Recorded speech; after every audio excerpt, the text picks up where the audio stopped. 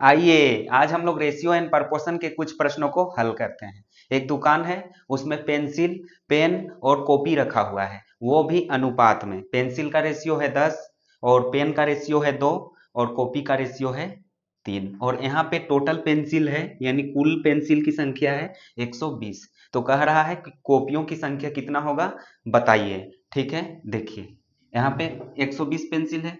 ध्यान दीजिए यहाँ रेशियो में कितना पेंसिल है, 10 पेंसिल है और टोटल पेंसिल की संख्या कितना है 120।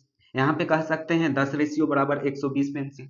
तो एक रेशियो का मान कितना हो जाएगा 120 बटा 10। इसको काट दीजिए, एक जीरो नीचे कटेगा, एक जीरो ऊपर कट जाएगा, ऊपर बचा 12। यानी दोस्तों एक रेशियो का मान 12 निकला। अब यहाँ पे देखिए अंतिम में पूछ रहा है कॉपियों की संख्या ज्ञात कीजिए। तो रेशियो में देखिए कॉपियों की संख्या कितना है 3। तो यहाँ पे रेशियो बराबर 12, तो 3 रेशियो बराबर कितना हो जाएगा 12 गुने 3।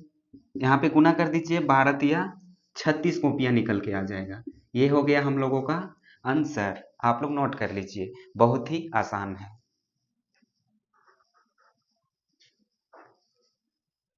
अब इस प्रश्न पर ध्यान दीजिए, क्या कह रहा है, यदि तीन संख्याओं का अनुपात 3 2 1 है और उनके योग का आधा 72 है तो सबसे छोटी संख्या का वर्ग क्या होगा। यहाँ पे देखिए तीन संख्या दिया हुआ है, 3 रेशियो 2 रेशियो 1 के अनुपात में दिया हुआ है और इनके योग का, ठीक है, इनको जब जोड़ेंगे तो इसका आधा 72 होता है। तो सबसे छोटी संख्या का वर्ग क्या होगा। देखिए यहाँ पे तीन संख्या कौन कौन सा है, 3 2 और 1 और कह रहा है कि उनके योग, तो इसको जोड़ देंगे, 3 प्लस 2 प्लस 1 क्या निकल के आएगा, 3 2 5 1 6। इसका आधा, इसका आधा यानी 2, 2 एकम 2 और 2 तिया 6, 6 का आधा 3 ही आएगा।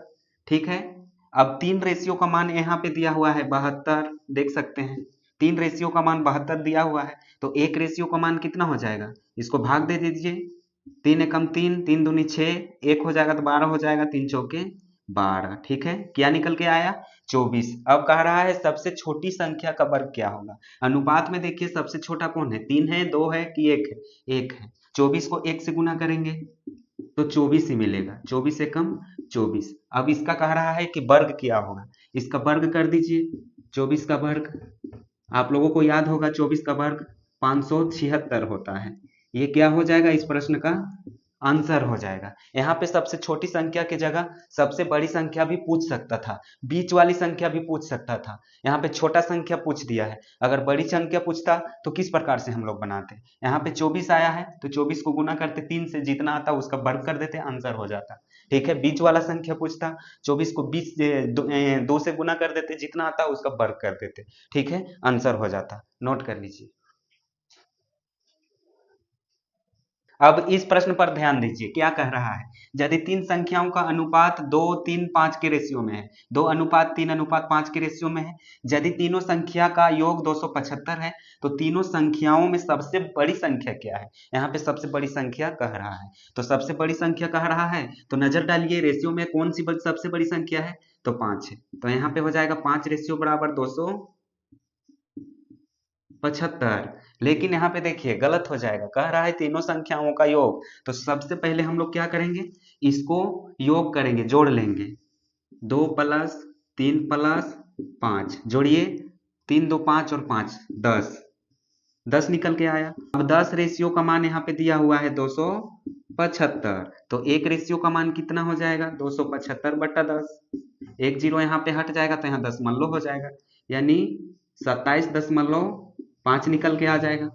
ठीक है, तो तीनों संख्याओं में सबसे बड़ी संख्या कौन सा होगा।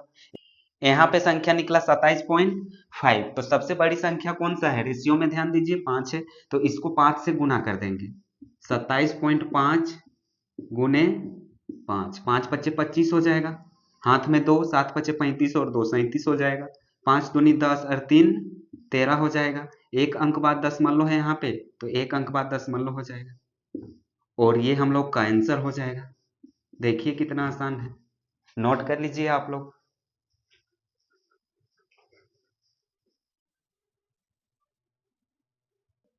अब इस प्रश्न पर नजर डालिए, क्या कह रहा है, दो संख्याओं का अनुपात 3:7 है, यदि उनका गुणनफल 1344 है तो दोनों संख्याओं का योग क्या होगा।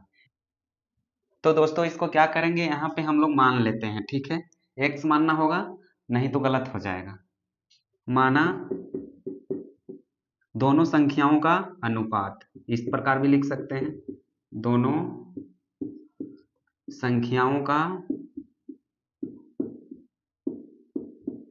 अनुपात बराबर, यहाँ पे गुणनफल बोल रहा है तो इसको गुना करेंगे। पहली संख्या क्या है 3x गुने दूसरी संख्या है 7x।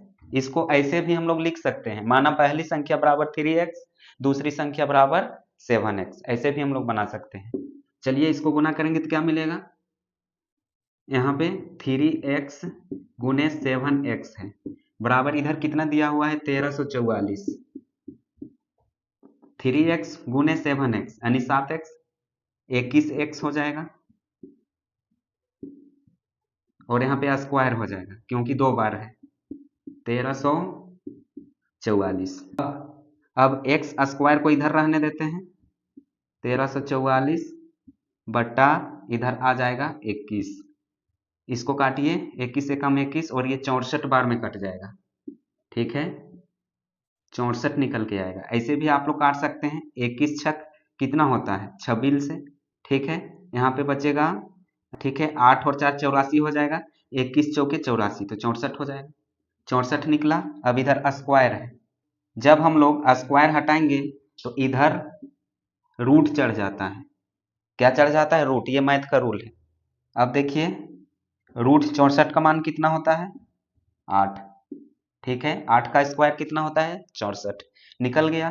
तो यहाँ पे हम लोगों को 8 मिला है, तो क्या कह रहा है दोनों संख्याओं का योग, तो 8 मिला तो पहली संख्या से गुना करना होगा हम लोगों को, सबसे पहले 8 गुने 3 तो 8 दिया हम लोगों को 24 मिलेगा, और इससे भी गुना करना होगा 8 गुने 7 तो 8 सते 56 हो जाएगा, ठीक है। अब कह रहा है योग क्या होगा, जोड़ दीजिए, 6 4 10, 5 2 7 और 1 8, 80 निकल के आ जाएगा, ये हो जाएगा इस प्रश्न का आंसर, नोट कर लीजिए।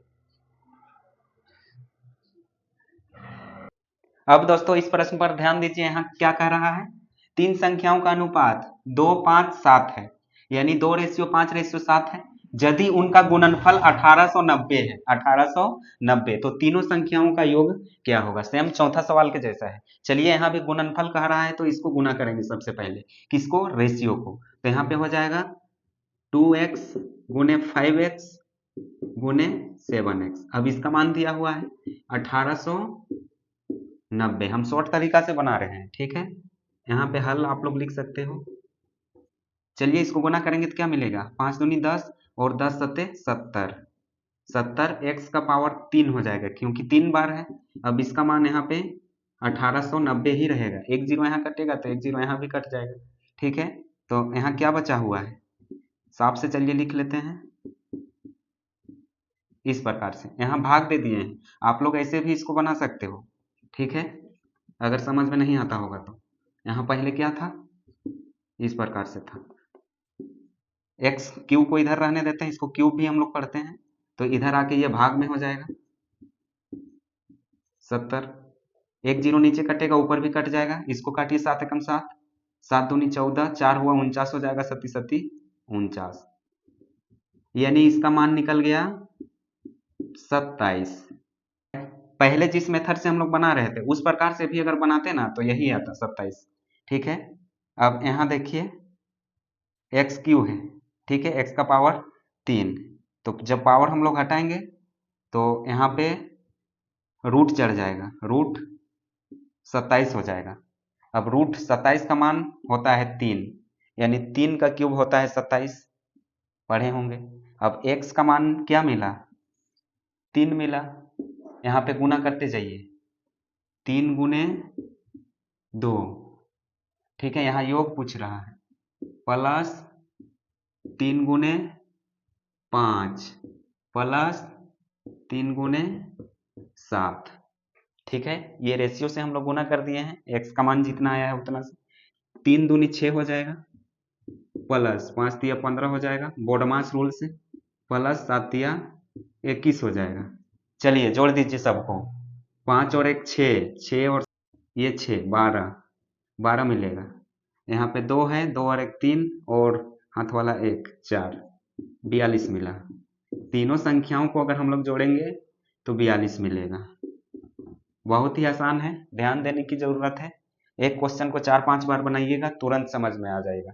आप लोग नोट कर लीजिए। अगर आप मेरे चैनल में नए होंगे तो चैनल को सब्सक्राइब कर लीजिएगा, ताकि जब मैं अपने चैनल पर वीडियो डालूंगा तो नोटिफिकेशन सबसे पहले आपके मोबाइल तक झट से पहुंच जाएगा, जिससे आप समझ जाएंगे कि वीडियो डाला गया है।